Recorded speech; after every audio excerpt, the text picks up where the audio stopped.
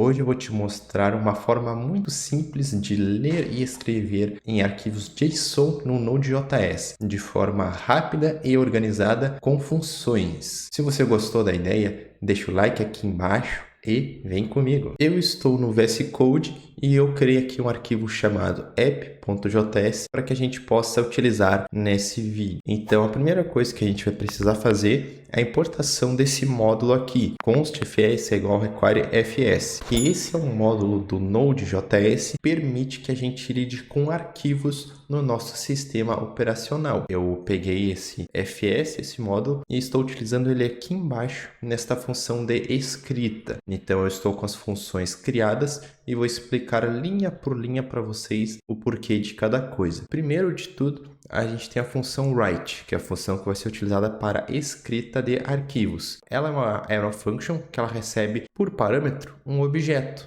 E dentro desse objeto nós temos dois campos. O campo data, que é o dado que a gente quer armazenar, e o file name, que é basicamente onde que a gente quer salvar. Então, se eu quero, por exemplo, salvar um arquivo chamado person, então eu vou passar person.json e essa função vai salvar o que a gente enviar aqui no campo data nesse arquivo aqui. Então, essa função basicamente é que ela chama o módulo fs que a gente pegou aqui em cima e chama o método writeFileSync. E o Node.js, ele também tem um método que se chama writeFileAsync, mas aí a gente teria que nos preocupar em lidar com essa questão de assincronismo dentro do JavaScript. Como não é o foco do vídeo, a gente quer o mais simples possível, então está aqui o writeFileSync. E esse método aqui, ele recebe como primeiro parâmetro o nome do arquivo que a gente recebeu aqui como parâmetro da função write, e como segundo parâmetro o conteúdo que ele deve jogar nesse arquivo. Então a gente está pegando esse conteúdo aqui do parâmetro da função write e estamos passando aqui nessa função writeFileSync. Só que uma coisa muito importante é que a gente precisa converter o nosso dado em JavaScript para o formato JSON. E a gente consegue fazer isso aqui utilizando essa função JSON.stringify, que vai formatar o nosso dado de forma que ele fique salvo da forma correta. Então nós temos aqui o write e aqui embaixo eu vou chamar o write para que a gente possa fazer esse teste. Abrindo aqui o explorador de arquivos, nós não temos nenhum arquivo criado.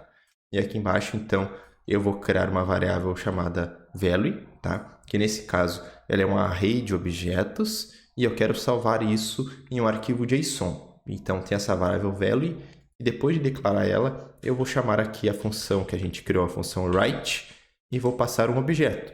E dentro desse objeto a gente vai ter o campo data e o valor do campo data vai ser a variável value. E aqui a gente vai passar um segundo campo chamado filename, que vai ser o nome do arquivo que nós queremos salvar, que vai ser people.json. Então, eu salvei aqui esta função e agora no terminal eu vou chamar aqui o Node e vou escrever o nome do arquivo, que vai ser app.js, e executar. A partir do momento que eu executo, é criado esse arquivo aqui, o people.json. Então, eu vou salvar aqui para formatar e já está aqui no formato correto do JSON aqui, um array de valores. Então, é basicamente isso que essa função write que nós criamos faz. E agora eu vou mostrar as funções de leitura de arquivos JSON. Então, aqui nós temos a função readJSON. Então, eu vou explicar ela primeiro. Então, nessa função readJSON, uma arrow function que recebe como parâmetro o nome do arquivo que nós queremos ler. E aqui ela chama essa outra função, essa função aqui, ler do arquivo. Na minha organização, eu preferi quebrar isso aqui em duas funções,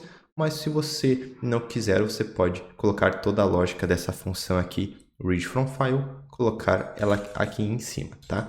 Eu preferi dividir em duas funções. A gente recebe o nome do arquivo e passa o nome do arquivo para essa outra função. Então, vamos ver o que essa outra função faz. Então, ela recebe o nome do arquivo e ela utiliza aqui essa função aqui do módulo fs, que é o existsync. Por que eu estou fazendo isso? No Node.js, se a gente tentar ler um arquivo que não existe, a gente vai lidar com um erro. E essa função existsync, ela basicamente vai verificar se o arquivo existe a partir de um nome de arquivo que a gente passar. Então, é o que a gente está fazendo aqui. Então, se não existe o arquivo que eu estou passando, tu retorna null. Mas caso exista, aí executa esta linha aqui. A gente utiliza esse outro método aqui do módulo FS, que é o método readFileSync, que é a mesma questão.